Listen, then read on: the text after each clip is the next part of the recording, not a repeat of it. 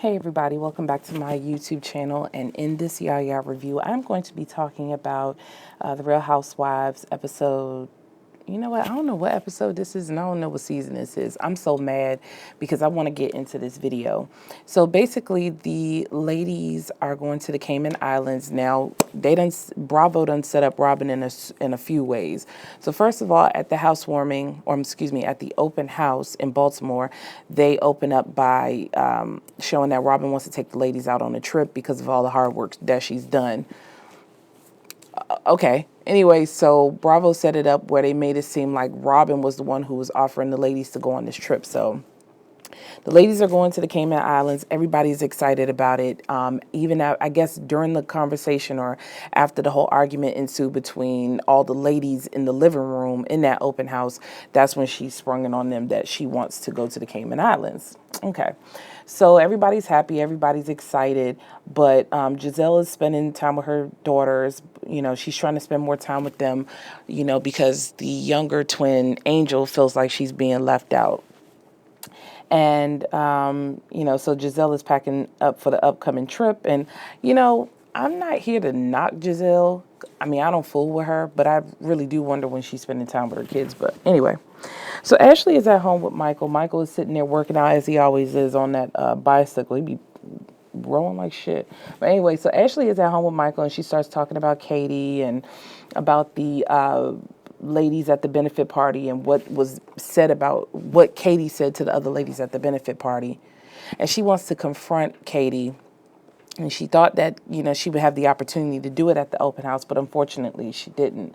And, you know, Katie also made comments about them selling the restaurant to the head chef, and that, you know, Michael is also gay. And she also called Katie dumb, but, you know, she also heard that, you know, Katie made the comment about her. And the Green-Eyed Bandits is the one who was putting the battery in her back. So unfortunately, she wasn't able to turn up at the open house like everybody did, especially her ghetto-ass friend Giselle. But I digress. So Monique and Karen meet at the chiropractor. You know, Monique is trying to get her body together. You know, she's still maintaining her body as much as she can now that she's pregnant with baby number 3. And as a mother who I've never gotten I've never been to the chiropractor, and I definitely would have never thought that you could go to the chiropractor while pregnant. So that was definitely new to me. And I like the dynamic between Monique and Karen. I like the Karen that I'm seeing on the show. I also like Monique. Both of these ladies have grown on me. I think Monique has always been a humble person, but I think that people want to make it look like Monique is such a bragger because of what Giselle has said and what, you know, Robyn has said. And you could tell that those two ladies feel some type of way about Monique. Monique is you know, she's a package. And when it comes down to Karen is a force all on her own. But I think in the very first season, the way she was coming off was a little superficial. So I don't know if it has something to do with her implants being taken out or with the situation with Ray or even with her parents. But something has definitely humbled her to a point where she is not, she's just not that Karen that some of us had an issue with. So while they were at the chiropractor's office, Monique talked about how she wasn't going to be on the trip because at this point she's well over 30 weeks and it is very dangerous for her to travel. And she also doesn't really want to be around Giselle. Giselle has a very negative spirit and energy, and stress could cause her to have a baby early. And so, you know, but Monique did confirm that Giselle was annoyed with Karen because instead of Karen going out to party with them in New Orleans, she stayed in her room and went on IG Live. And no shade to Karen, but she's an older lady. Why y'all looking for her to be going out there shaking that thing and doing all this other stuff? Like, leave that woman alone. And yes, she's still pretty raw about what happened with her parents. So, you know, Giselle is very selfish. And what she was doing was being very irrational with her thinking on that. But whatever, she made her comments, It got back to Monique, and Monique actually talked to Karen about that. So the ladies get to the airport. Robyn is not there, of course. I think at this point, all the viewers are very used to Robyn being late. And this is another reason why I said Bravo set Robyn up. Robyn explains in the after show, if anybody watches it on YouTube, she explained in the after show that Bravo set her up to get a car at 6 o'clock in the morning. Now, rumor has it that Robyn lives up in Hanover, Maryland. Now, I'm from Maryland. I live in Maryland. I live in PG County. Where she lives, I've been told she lives in the Hanover area close to Arundel Mills. That's what I've been told. Now, from where I live to where she is in Hanover, it's about maybe a 45-minute drive, but not the way I drive. But, mind your business. We ain't talking about me. But here in this area, we're well known for our traffic. Our traffic is horrendous, just like it is in Atlanta, just like it is in LA, just like it is in Florida, just like it is in New York, just like it is in New Jersey. And because of that, you would allow yourself to, take some time out or take additional time to get to where you need to be. So if your flight was at 8 o'clock, but your car is picking you up at 6 o'clock, that made absolutely no sense, because the time that the car picks you up, by the time you get there, you're going to be cutting it close. You still got to go through TSA. You still got to check in. You still got to do all that other stuff. Bravo set her up because they knew it would, even though it's a little bit of a dig, it just was embarrassing because she was supposed to be the host of this whole trip, and you wasn't even there. You could have at least left at like 3 o'clock in the morning, or you could have left at 4. I think those were more acceptable times. And yeah, it sounds kind of crazy, but like I said, if you live in this area, you know exactly what I'm talking about. So anyway, they get to the airport. Everybody's checked in. They FaceTime Robyn. Robyn says she's not there. Katie jumps out the car. We still got this wig. Bless her spirit. She held on to that wig. I don't know why she had that wig on. But anyway, I'll get back to that mop in a minute. So the chauffeur is looking all good, when they get to the Cayman Islands. And since Robyn is not there, Giselle took it upon herself to be the honorary Caribbean queen. So she said she was going to be the unofficial host until Robyn arrived. And while they were on the little bus to get over to their hotel, she asked Katie what's going on with her hair. Is it dead or is it alive? Like, what the hell is going on with it? And Katie said, it's not dead, it's definitely alive. And she was messing with it and, but Giselle got her damn nerve. She has the same hairstyle for how long? Like, we know it's a wig. If it ain't a wig, then that's definitely some type of closure, and it don't even look good. Like, girl, that's definitely Montgomery County, Wisconsin Avenue weave. Like, I don't know who you dealing with, but you definitely not dealing with nobody here in the area that could hook your hair up, because they could have been had you in some different designs, but you decide to pay $600 for the same looking thing with your friend. But that's no shade to him. So anyway, we move forward. And, Katie's wig does not look good. And I've seen her grade of hair on the show, and she's done it pretty nice for it to just be out and straight. So I'm not sure why she was wearing a wig, but hey, I'm not here to knock it. Everybody could have a full head of hair and they still wear a weave because they don't feel like, rocking their natural hair. So I'm not here to judge it, but I just feel like Giselle definitely needed to mind her business. And so Karen even said it, like, girl, I don't know what you're talking about with that dry mop on your head. Find something else. And Karen was wearing the hell out that wig, though. She was definitely looking good. So they finally get over to the hotel, and Robyn is on FaceTime with the ladies. She says that, she is still in D.C. She's still sitting at the airport waiting for a flight. So she explains the room situation. So she says that she has a presidential suite and that she wants to split her presidential suite over with Ashley because of everything that she's been going through. But quarters is kept. We know that she probably wanted to split that room with Giselle, but of course Robyn is still in her feelings about the whole Giselle acting out at the open house, and rightfully so, I get it, but y'all know by the time Robyn get there, Giselle's gonna make it where they both gonna be right up in the same room, but whatever. She also asked Ashley to be the unofficial host of the trip, which was another dig at Giselle, and Giselle's not getting it. You know, again, Giselle is so selfish and so self-centered that it's going over her head about what's going on. So anyway, she says that Giselle and Karen are going to be splitting a room together. It's a 2-bedroom suite. They're not filling the accommodation, but for the sake of the trip, they're like, okay, it's all good. So now, after that, Robyn sits down in between Giselle and Monique. Excuse me. She sits down between Giselle and Karen and says, listen, I'm glad you guys have a room now, so you both can sit down and, chop it up. Y'all both can sit here and chop it up about what's going on, explain your differences and, kiss and make up. And somehow or another, Karen said that she didn't really have an issue with her, but then she said she didn't have an issue with her, but then Karen said, well, no, clearly you did, because you told them that you felt some type of way because I was in the room. And she said, no, I don't care. You could do whatever you want. She said, well, then if that's the case, then you need to be quiet. Don't worry about what it is that I'm doing.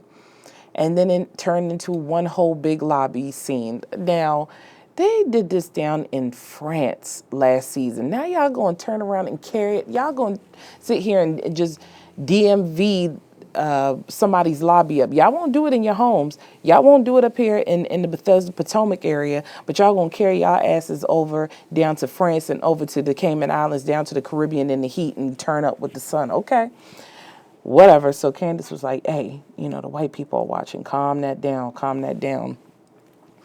It was funny, but it wasn't funny at the same time. But I get what Candice was doing. So Candice, again, calmed him down and was like, basically, y'all are the matriarchs of the group. And y'all have been friends for a while. Y'all need to figure this out. And I agree. Aside from the little age shade that she threw off there, it is true. But I think at this juncture, Karen is at a place in her life where she does not need Giselle. And I agree. She does not need Giselle. I really feel like Giselle is a very fake and artificial person. And yeah, I'm going to wear Giselle out. And it's funny because I haven't even really gone there with her. She's, to me, another Nene who feels like she's the victim. She picks on people. She has no storyline. She has no man. She don't have anything going on. We don't even know what's going on with her Hugh Beauty crap. So they might be selling it in the Blue Mercuries around here. And if you don't know what Blue Mercury is, look it up. It's nothing but an overpriced Sephora or overpriced beauty supply store. To me, it's just, I don't know really what she's got going on. So Giselle always got something going and, whatever. So at this point, Giselle is irritated. She gets mad. She go tiptoe her ass over to the desk attendant to see if he could get her a room by herself.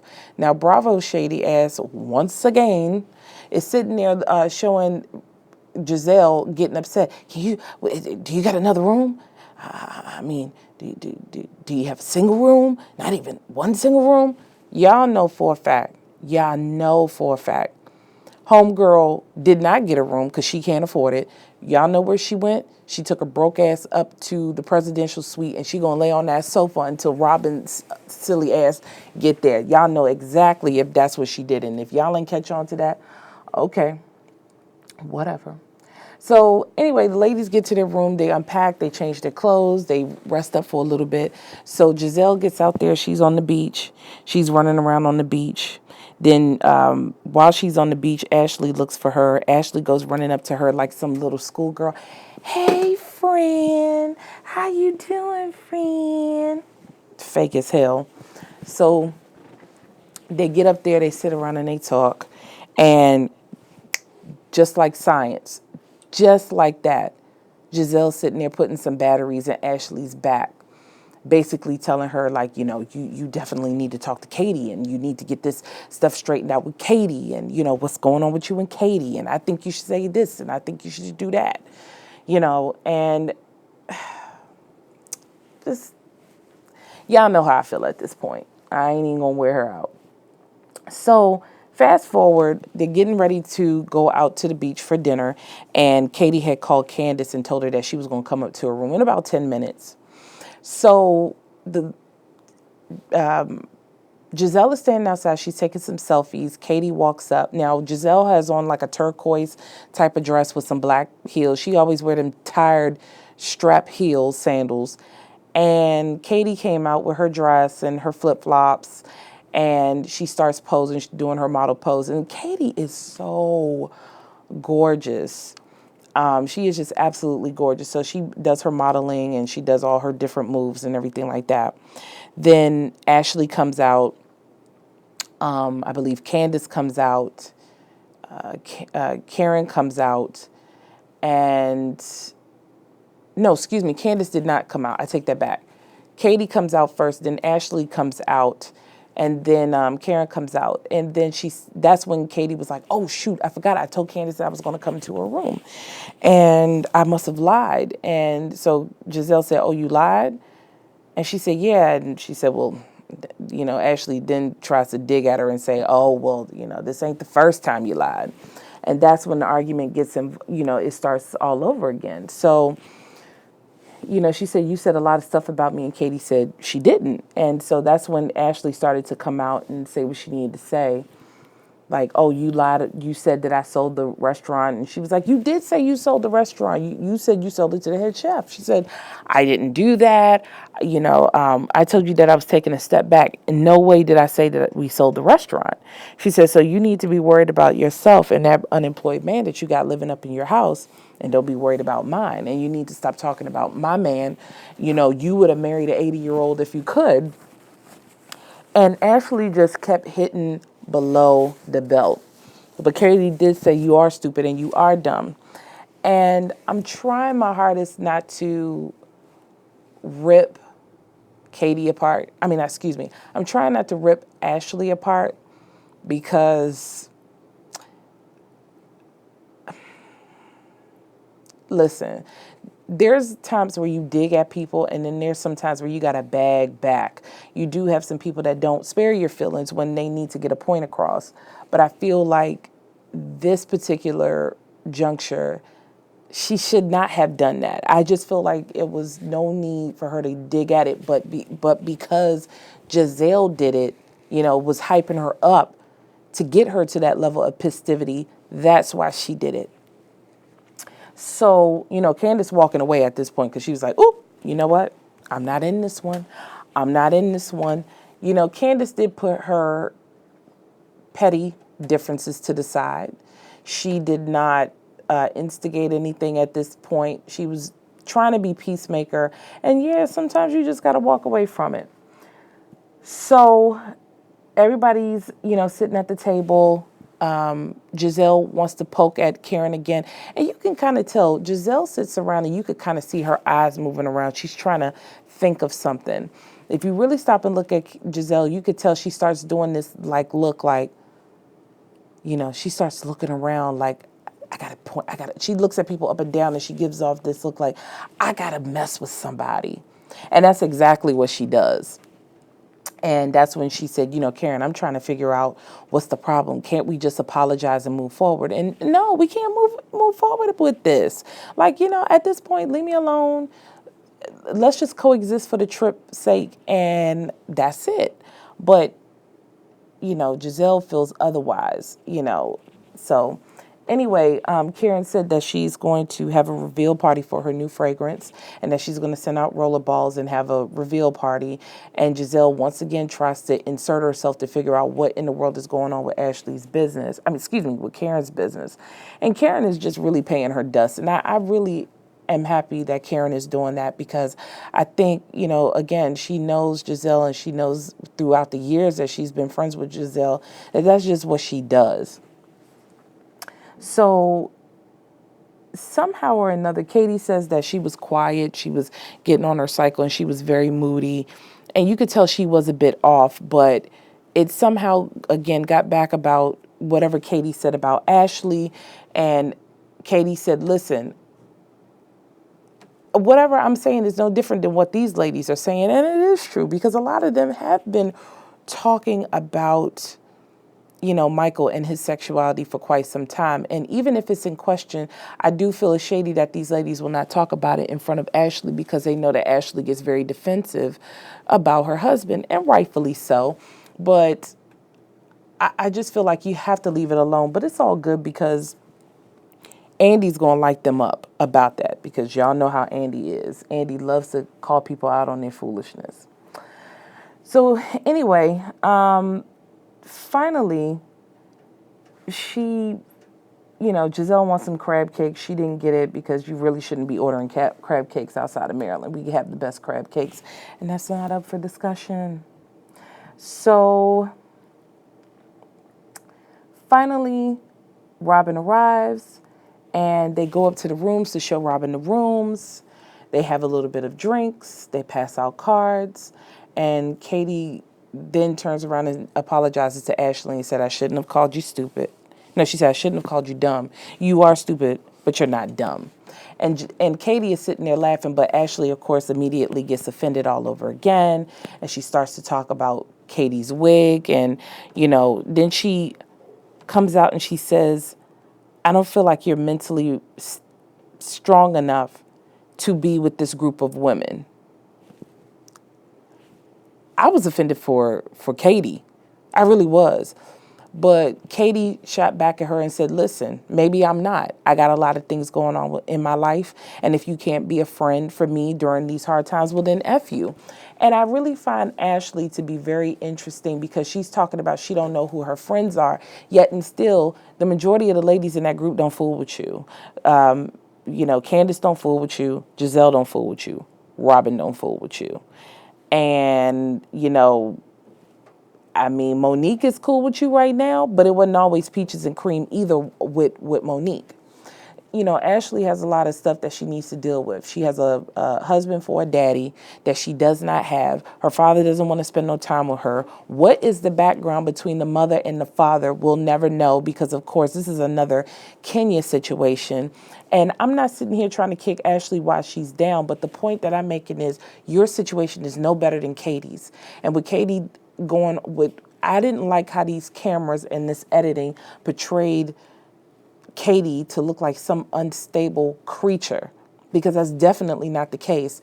If anybody has seen the interview with DJ Richie Sky and Katie, he posted it, I think yesterday or Tuesday or Wednesday. Y'all need to go and look at that interview. Katie got her head on straight. She had her head on straight in season 1. And she's definitely an addition that needs to come back to the Real Housewives of Potomac. So I definitely hope they extend the offer for her to be a permanent fixture on the show again, because she deserves to be there. But she's really going through some real life stuff, and I can feel her because I know what it is to go through custody battles. I know what it is to, be in an abusive relationship. And I just feel like Bravo is very shady on their filming.